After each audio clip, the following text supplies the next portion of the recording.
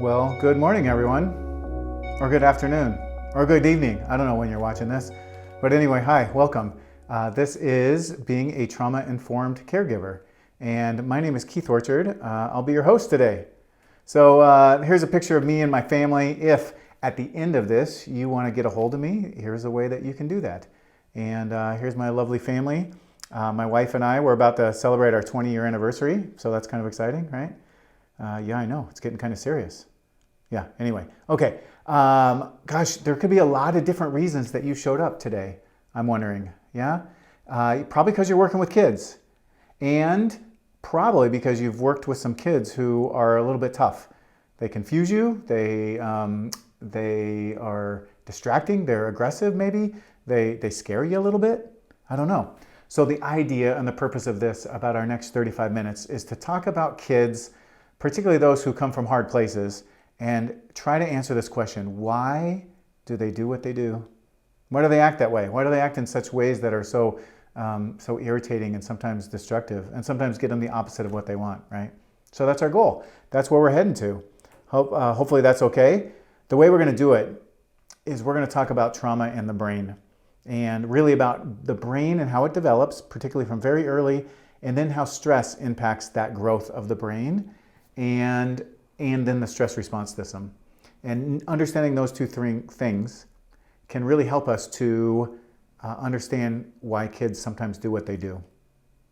And then we'll just touch the beginning of, now that we understand that, what do we do about it? So that'll be right there at the very end. So there's our goals and objectives. All right, and before we get started, I always say this to my groups, which is I would like you to take care of yourself, right? We're going to talk about ACEs today, and if you haven't done that before, or if you haven't really talked about childhood trauma stuff before, then it can be hard for some people. It can be a challenge. It can be a little bit triggering for some. So I say, be a professional, take care of yourself, do whatever you need to do, check out for a minute, turn things off if you need to escape. You have all the permission in the world to do that. Okay, so let's get going. I said, before we get going, let's do this. Hey, do you have any behaviors that kind of drive you crazy or that are difficult to deal with? I usually do this presentation for teachers, and here's what the teachers say. They say that the kids lie and they hit and they're aggressive and they destroy and they swear and they do all these really difficult things. And they also have these shutdown behaviors too that are really kind of hard to deal with, right? And then what do we say about kids who do those things? I always usually have the people in the room talk to each other. And these are the labels we put on those behaviors. And here's the most common ones, right? We say that they're mean and angry and disrespectful and rude and bratty and defiant and entitled and spoiled and future blank, right? We fill in the blank for them because we know bad things are coming in their lives, right? So these are a lot of the labels. And then, depending on the system you work in, they also get these formal labels, these diagnoses like ADHD or ODD or all sorts of other stuff, right? Okay. So today, what we're going to look at is, can we look at those behaviors and maybe make a different explanation for why they might do what they're doing? Because maybe they're doing it because they're spoiled, rotten, entitled brats. Or maybe they're doing it for a different reason. And if it's a different reason, well, that leads to a different response, right? A different way to respond to that behavior. So that could possibly be helpful. All right. So as we dig in, we always start here at the very beginning, and it's about ACEs. And ACEs stand for Adverse Childhood Experiences. And if you know anything about it, you'll know that ACEs were discovered by accident, which is crazy. There were two doctors, Dr. Fletty and Dr. Anda, in San Diego in the late 80s doing a study about obesity. And so they had all these volunteers who were obese. And they were high-functioning people who had college educated, had insurance, but they happened to be obese. And they were working with them, and they were teaching them everything they needed to know about exercise and nutrition and cooking and all that. And people were being successful. They were losing weight, but some of them were dropping out. And some, after they graduated successfully, started to gain weight again. And the doctors looked at each other and said, why would they do? What's going on with that? This should work.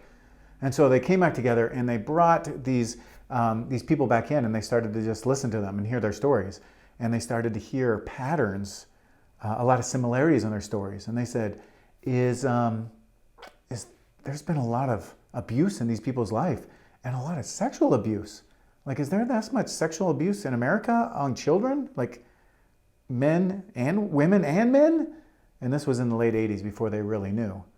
And so what they did is they decided to quit obesity, and they decided to study ACEs. And so what they did is they came up with a simple questionnaire, 10 questions. And they said simply, did any of these 10 things happen to you between the ages of 0 and 18? Right? And there's 3 kinds of abuse, 2 kinds of neglect, and 5 kinds of living in a household they called this dysfunctional, right? Living with a parent who has a mental illness, or who is in jail, or domestic violence, or someone abusing substances, or divorce, interesting. And so lots of other things could have gone on this list, right? Lots of other really stressful things for children, like death of a parent or moving 20 times. But anyway, these are the 10 they chose. And what they found is that the more of them that they had, the more likely they were going to have certain kind of behaviors. And that's not too surprising. But they also found that there were correlations with their mental health, like depression and mental illness or suicide attempts. Okay, not super surprising. But also there's these correlations to physical things like obesity and broken bones and lung disease and stroke. And that they found was amazing. Here's what they actually found. So if we look at this, if you're back, these are like early 90s numbers. So smoking numbers might have changed. But in the early 90s, if your ACE score was 0, you had a chance of smoking about 6%. Those were your odds of smoking as an adult. If your ACE score was 4 or 5, the odds of smoking was about 12%, which is double. That's a 100% increase. And alcoholism has the same shape, and it goes from about 3% to about 16. What is that? That's more than 5 times more. It's more than a 400% increase. And the doctors are looking at each other going, we've never seen correlations this strong in any of our medical research. And they kept going. They looked at teen sexual behaviors. Take a look at that. There's 3 different graphs, and they all have the same shape. And domestic violence, same shape. Suicide attempts, same shape. It goes from about 3% to like 18%. That's 6 times higher. That's a 500% increase. Everything they looked at, lung disease, same shape. Everything on this graph right here has the same shape.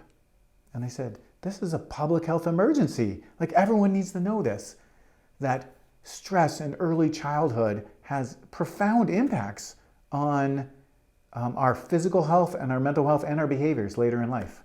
And so they've spent the last 30 years trying to spread that word and continuing that research and trying to educate people on what that's about. So what we're going to do now is look, here's a good time to stop for a minute. As you're doing this, you hopefully have a little handout going with you. Should look something like that, right? And the handout can help you follow along, and there's also a couple journal prompts. So here's what I ask. Now that you've learned just about ACEs, really, just that little tiny bit, I would like for you to press pause right here and just take a minute and journal your answers. And then when you're done with that, just press play and we'll continue on. Okay, ready, set, go.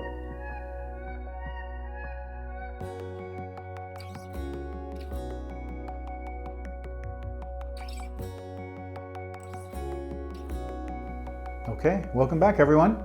Thanks for doing that. All right, now that we talk about ACEs, let's talk about the brain. How does it develop and grow? And that's going to help us to explain a little bit about why this ACE study might be true. So the first thing we know about the brain is that it is use dependent. If you use it, it will grow. Here's my little neurons connecting together, right? And usually some examples are like something that's kind of hard to learn, like a musical instrument. And like, here's me, and I practice the guitar a little bit, right? And so my guitar brain is not very well wired. So when I do the guitar, this is how I do like a G chord. I don't even know if that's G. I don't know. Let's forget about it. Anyway, I'm doing a chord. G, maybe, yeah. And then this is how the tongue helps anyway. And then, there's my chord, right? And then if I switch to D, I don't know, yeah. If you know how to play the guitar, just don't worry about it. There we go. So that's how I play the guitar. But if I practiced every day, like some of you have, my guitar brain would get better and better and better wired. It would wire so well that there are some people out there that can play the guitar without looking at their fingers. That's amazing, isn't it? Some of them can not only do that, but they can sing at the same time. or like play a harmonica at the same time. So that is a guitar brain that has been used so often, it gets wired so well, it becomes an unconscious thing, right? Which is how we drive and do all sorts of things very habitually now, right? Okay. And then also, if the brain wants to be efficient, super efficient. So if you don't use something, it's going to prune away. And the examples of that are usually like high school Spanish, maybe? Algebra? I don't know. Those are things that if you don't use for a while, you start to lose the ability to do them, right? Okay. And then the brain grows from the bottom up and the inside out. So the simple parts of the brain to the more complex parts of the brain. And so we usually separate it into three parts, a brainstem, and then the limbic system, which is the emotional brain, and then the cortex, which is all up here, right? And when we're teaching kids about the brain, first we do this, right? And that brainstem, this is the part of the brain that develops super early in life, like in utero early. Because when you're born, your body has to be able to do this stuff, right? Like regulate body temperature and blood pressure and those kind of things. So that helps, and we need that to be well developed for the next parts of the brain to build upon it, which is why any of you who have ever been in the adopted world, you can adopt a child at birth, and that child can still have some struggles in life, right? And their A score is 0. And then we ask, what was their in utero experience like? How stressful was that? Was their brain bathed in stress hormones and or other kind of chemicals? Because that could have a definite impact. And then the next 3 to 5 years of life, the limbic system is developed, and the limbic system is the emotional part of the brain, and it has to do a lot with our stress response system. And that's where we learn how to regulate our emotions. And that's developed the first, next 3 to 5 years of life. And then the prefrontal cortex, or the cortex, is the whole top of the brain, with the prefrontal cortex being the thinking part of the brain. And that's the part we're always talking to, right? Think, plan, problem solve, set some goals. Delay gratification, would you? Maybe a little bit, right? That all lives right up there. So how long does it take for that to develop? Yeah, a long time. 25 years. What? Remember? Well, remember, it still happens. We have said that there's a period of adolescence that ends at age 18. And my son turned 18 last year. And on that day, he could vote, get a credit card, go gamble, buy a weapon, right? My gosh.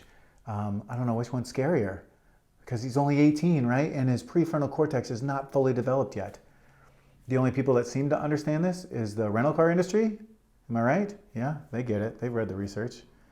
Okay, so anyway, sometimes we talk about the upstairs brain or the downstairs brain, right? Being thinking versus emotional. The way we talk a lot is about the hand model of the brain. And we talk about the hand model of the brain being, let's make a little brain, right? You can make a brain, you can put it up your left or your right hand. And here, we're gonna make a brain with our hand. So here is your spinal cord. And here's your neck right there. And your brain can look around. Here's your brainstem, the meaty part of your hand.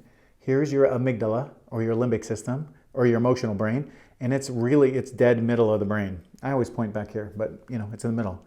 And then here's your cortex, with your prefrontal cortex just being the last knuckles there. And it's folded over, and if you turn it to the side, it kind of looks like a brain, doesn't it? Yeah, right there. That's your ear hole right there. And when we teach it to kids, we use the word ear hole because they think that's funny. So anyway, what's the point? Okay, we got a brain on our hand, right? Okay, great. What's the point? Well, really, we use the brain, or we talk about the brain in terms of regulation. And we teach kids about regulation, right? They're in the green, which means they're thinking and planning and problem solving. Great. And they get a little bit stressed, a little bit worried, a little bit overwhelmed, and this part starts to activate and their lid starts to lift a little bit. And now we say they're in the yellow.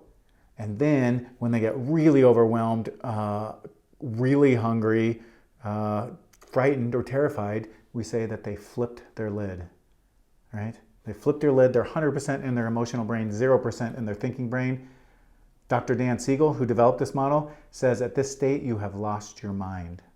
Which is really great wording, isn't it, for what this looks like when you watch someone do it. And then I did this for a group one time, and they go, oh yeah, and notice when you flip your lid, you lose your ear hole. And I go, oh, that's good, that's clever, I'm gonna use that, right? So what's the point? Is we teach that to kids so that they learn about about regulation, but I taught it to you so I can explain regulation, because you have kids who grow up and when they're babies, they go, wah, and then a parent comes and goes, I got you, baby. And they go, wah, and I got you. And they do it hundreds of times and thousands of times. And what they're learning is that the world is safe. I have a voice. And if I use my voice, someone will come and meet my need. And it happens thousands of times.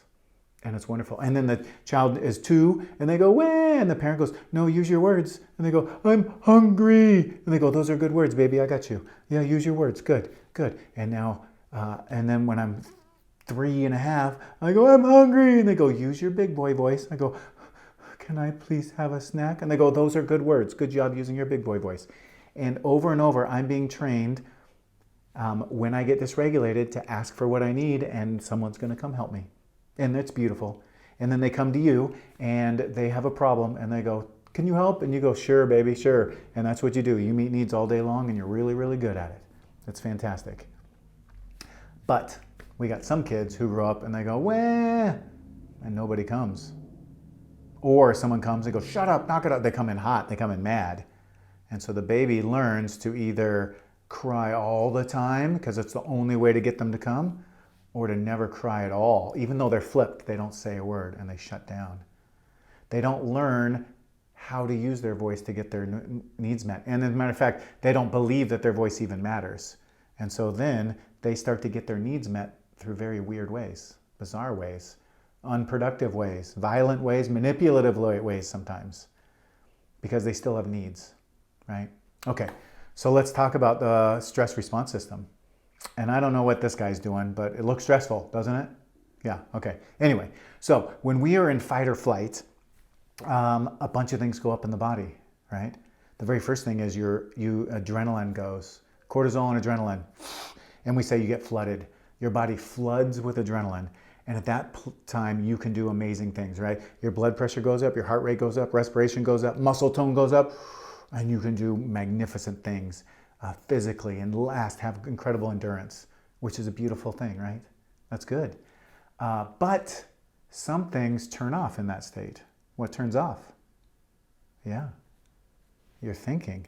Your thinking goes off in that state. You don't have access to planning, problem solving, empathy, delayed gratification. All that goes away when you're in complete fight or flight. And okay, that's fine, but what happens when you're in this state all the time? What happens when you're a baby and there's no food around and you're hungry, so you're in this state, and this part of your brain goes, that's okay, baby, I got you. And then there is food in the house, but mom and dad are fighting and it's really scary, and this part of the brain goes, that's okay, I got you. And then the next night, it's mom and dad have been drinking and now the police are called and it's super stressful, and they go, that's okay, I got you, I got you. And this part gets used really, really, really well. And it's unconscious for all of us, but for these kiddos, it becomes sensitized, lightning quick, right? It's like our guitar brain. This is their stress response system, incredibly well wired. And so there it is. It can lead to what we call someone being hyperarousal recurrent, or a sensitized stress response system. And what they get is when they get a little bit of stress, a little bit of fear, they flip, right? There's a story of Dr. Bruce Perry tells a story in his book. He's the grandfather of all this stuff. He tells a story of giving therapy to like this 12-year-old boy who's just sitting there on his thing. And he goes, hey, what's that? He goes, oh, it's my heart rate monitor. Here, try this. And the kid puts it on. And a normal resting heart rate for this 12-year-old boy should have been about 70 or something, right? But this boy's resting heart rate was 115. What? Like how is he at 115? His heart's just beating so fast. That's because he's got adrenaline in the system. The world is not perfectly predictable. He doesn't know exactly what's going on. He doesn't know this guy exactly perfectly well. He's not 100% safe, so he's on alert. And so these are the kids that walk around and like they're standing there and someone bumps them and they just turn around and punch him in the head. And you go, dude, what are you doing? Like they go from 0 to 60. No, they're never at 0. They live at 40. So it takes very little to get them to 60, right? Yeah. They look dysregulated, they have poor memory and focus. So then they get these diagnoses like ADHD, but it's not ADHD, right? Not usually. And if you've ever met someone classically ADHD, you would know it's different. That's a chemistry problem. And when you give them that tiny magic little pill, it can really change the functioning of a child with ADHD. But this is not a chemistry problem. This is a wiring problem. And how do we change wiring? That's right, patterned repetitive experiences. Hundreds and hundreds of them. And that's the bad news. That's the hard work, right? Okay. But there's another kind of response. Not everyone gets flooded with adrenaline. Let's say you're in a car accident and you're bleeding. Well, you don't want adrenaline. You're flipped. You're in danger. But adrenaline's going to pump your blood out, kill you. So your body knows this, your brain knows it, and instead it releases what we call endogenous opioids. Did you know you have opioids in your brain? Yeah. The natural world mimics that in the poppy plant, right? And humans, thousands of years ago, realized if they manipulate this poppy plant somehow, I don't know how, they can create this thing called heroin, and that matches and mimics the chemical that we already have in our brain, the opioid we already have there, right? And now we mimic it in chemistry world, and we create it in the lab with like Oxycontin and fentanyl and all the opioids that we make, right? So that's good when you're in a car accident because your body can get flooded with opioids, and that's going to lower your heart rate. That's good. It's going to shunt the blood to your core, and it's going to keep you alive. It's also going to make it so that your attention and your focus and your memory are not that good. That's really great. That's protective for you because you don't want to remember every little bit of a tragedy or a trauma, right? So that's a good thing. But if you get stuck in this state a lot, you are living in a home with no food, well, you're in pain, and that's no good. So you're in stress, and this part of your brain works, but adrenaline is not your friend because it's going to burn calories faster. So instead, your brain will numb your pain with opioids, and you'll sit and you'll rock and you'll suck your thumb and you'll deal with the neglect of home or the lack of food. Or, in worst case scenarios, children who are sexually abused. When they can't, adrenaline's not helping them, right? They can't run away, they can't fight. And so they can flood themselves, escape internally. They flood themselves with opioids. That numbs the pain from the experience and numbs the memories from the experience, and that is very protective. But these kids can get stuck in this state. And then when they meet you, they stare at you and they might be quiet. They might not flip tables as much. They might not be getting in fights, but they shut down quite a bit and they might be very hard to reach. Which obviously is a problem in the schools, but any place else. And so now we've reached our second stopping point, and we have 3, so this is number 2. The question is, and it's on your handout, is what are your thoughts about thinking about hyper-aroused kids and dissociative stress response? Is it reminding you of anybody in your life? Any kids you've worked with before or anybody else that you know? And then the second question is, how does that change the way you respond to kids who are struggling? Does it change anything for you? So I would just like you here to press pause once again and journal for a minute and then come right back, okay? Okay, ready, set, go.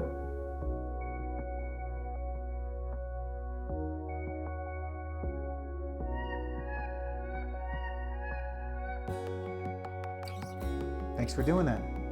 All right, we're in our last little part here.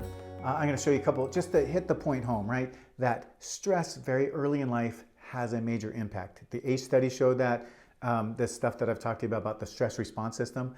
Here's a picture of 2 brains. One of them is a child, this would be the pictures we used to take, but you can see the child with extreme neglect is just a much smaller brain, has different dark spots. But really, this is the picture that matters, right? The parts of the brains that are red or orange or yellow are the parts that are active, that are wired.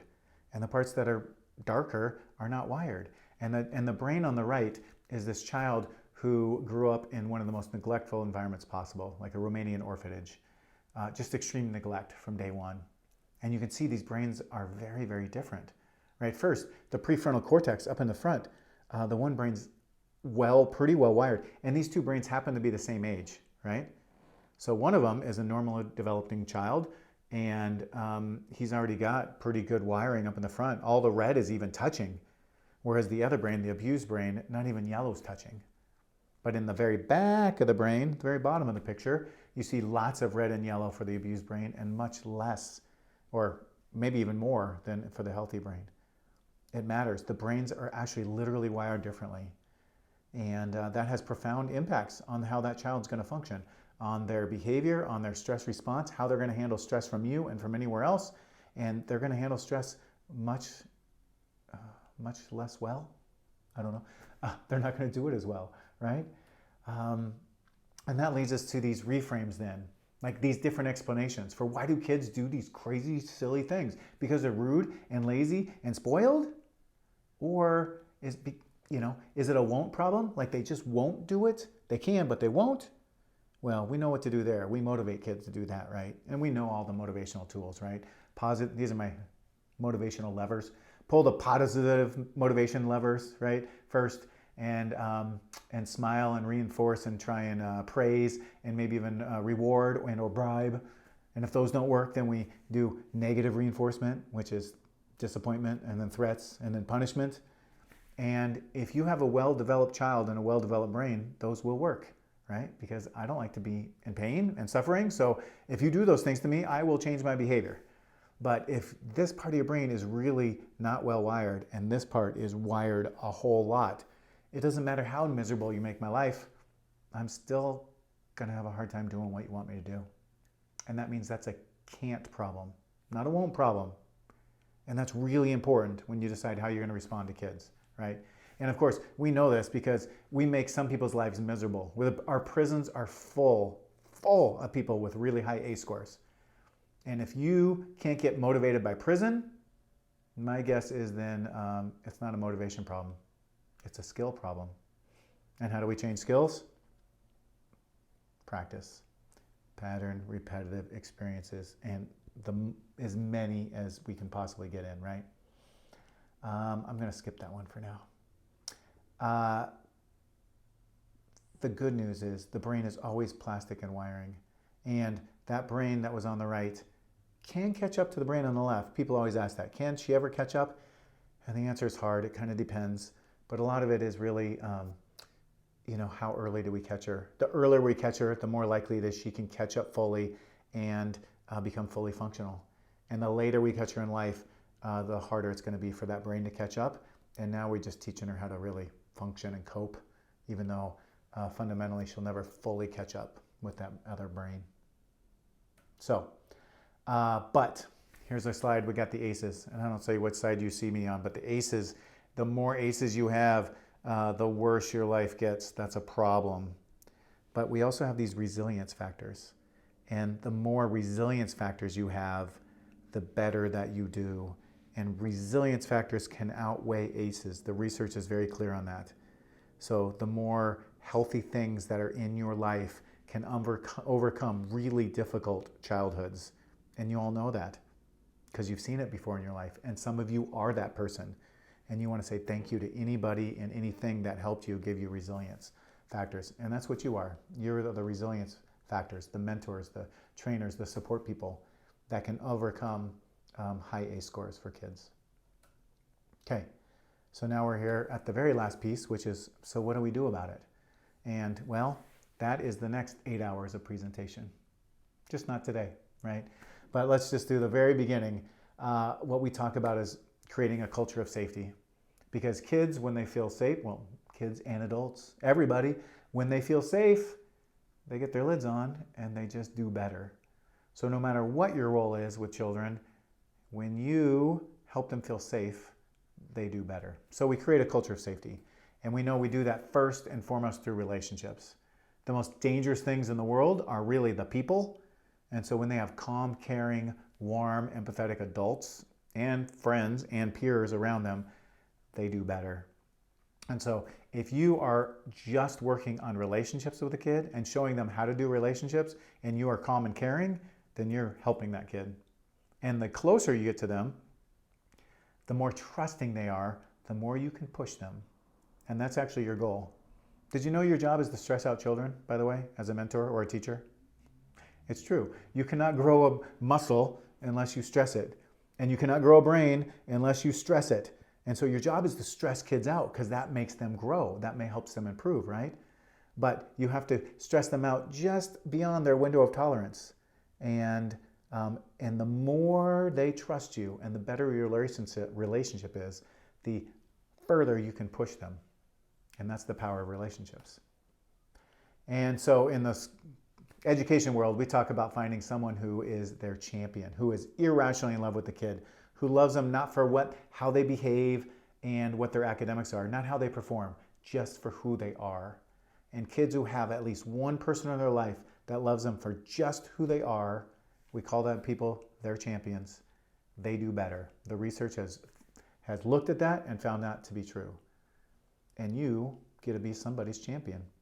And you just get to like them for who they are, which is pretty awesome. And so, let's finish with this. Fundamentally, your goal is no matter what a child, especially a child who comes from a really hard place, who's got a lot of stress and has a very quick stress response system, your job is to be the calm caregiver. The calm caregiver. Because the worst thing in the world we have is when we have a kid like this and an adult who's working with them. This doesn't go well. Never goes well anywhere in life. It's true in families. It's true in marriages, by the way. You probably knew that, right? So when there's a kid who is not doing well and who's dysregulated and flipped, what we need is for the adults to go and take care of themselves and figure it out and come back and work with that child and help to get that child's lid back on, and then work on what the heck were you doing? And that's when discipline takes place, right? Discipline almost never goes well in this scenario. It just doesn't. So we get them to a place where they're calm, and then the interventions and the discipline occurs there.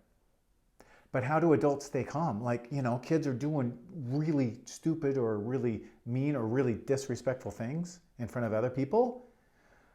And the calmest adults are the ones who just have this phrase. They say, it's not about me. Like, how do you do that? How do you stay so calm? They go, well, it's not about me, right? They can't disrespect me. I don't give them that power. It's about them and their history and their background and their, where they come from. That's what it's about, right? So everybody say that. Say that to yourself. It's not about me. That's right, because it's not about you, unless it's about you. Okay, so there's the second part of that, right? Because you also bring your own history and your own trauma, your own insecurity to every interaction you have with kids. And sometimes it's the adult's fault, right? Or the adult's problem. The example for me is when I was teaching. I was 24 years old teaching middle school. I was like 8 years older than some of the students. I was teaching science, earth science, and the last time I had earth science was when I was in the 8th grade. So I'm working hard, I'm putting lessons together, and I come into class and I go, okay, everyone, let's go. And someone in the class, they go, oh, this is boring. And I go, you're boring? Like, your mama's boring. Like, I don't know. I got mad, because I was working I felt disrespected. What it was, it wasn't disrespect to me. It was, he pushed my buttons. I flipped because when he said, this is boring, what I heard is, you stink. You're a lousy teacher.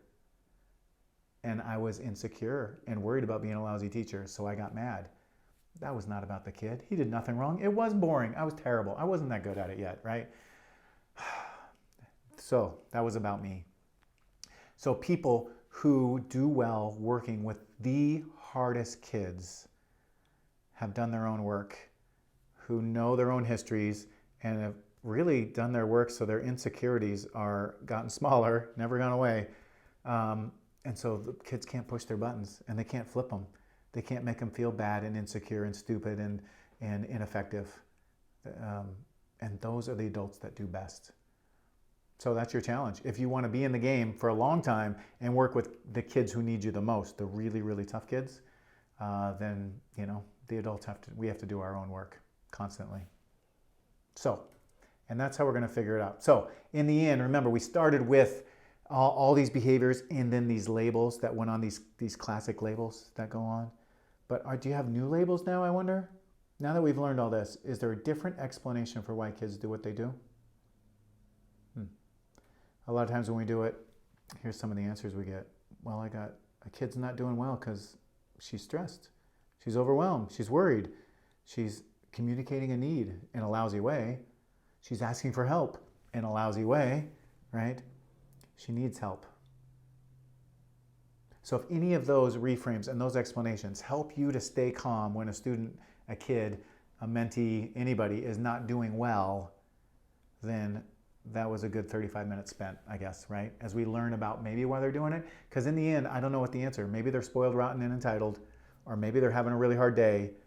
All I know is if I put my lid on and I'm calm and give her the benefit of the doubt, the beginning of this conversation is going to probably go better. And that's a good place to start, you know? So now with that, it's the end. We did it. 35 minutes. We did it, everybody. I appreciate you hanging on with me today. And now to finish, you've got one last little bit, a little journal assignment, right? So if I were to come to you in your group in 3 months and say, hey, what do you remember from that presentation from Kieth?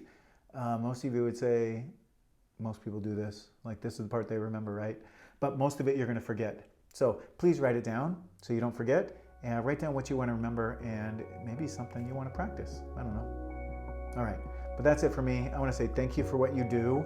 Thank you for volunteering, for showing up, for serving kids and our community.